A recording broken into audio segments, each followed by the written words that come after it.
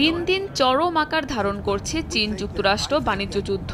পাল্টাপাল্টি শুল্ক আরোপ করছে ওয়াশিংটন বেইজিং। চীনের ওপর নতুন করে 100% শুল্ক আরোপের ঘোষণা দিয়েছেন মার্কিন প্রেসিডেন্ট ডোনাল্ড ট্রাম্প। এর আগে ধাপে ধাপে শুল্ক বাড়িয়ে করা হয় 145%। এক বিবৃতিতে হোয়াইট হাউস জানায়, অন্যান্য দেশের সঙ্গে শুল্ক বিষয়ে আলোচনা চললেও চীনের প্রতিশোধমূলক পদক্ষেপের কারণে সুবিধার বাইরে বেইজিং।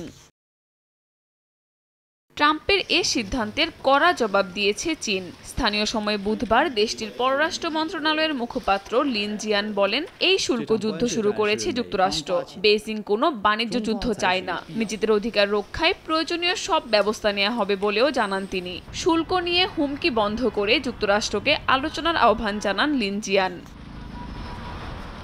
চলমান এই বাণিজ্য যুদ্ধ নিয়ে উদ্বিগ্ন বিশ্লেষকরা। তারা জানান, এই শুল্ক যুদ্ধ বিশ্ব অর্থনীতিতে বিরূপ প্রভাব ফেলছে। এই উত্তেজনা বিশ্ববাজারে মন্দা ডেকে আনতে পারে বলে শঙ্কা প্রকাশ করেছে জাতিসংঘের বাণিজ্য ও উন্নয়ন সংস্থা এবং বিশ্ব বাণিজ্য সংস্থা। কাকুলি আখতার, সময় সংবাদ।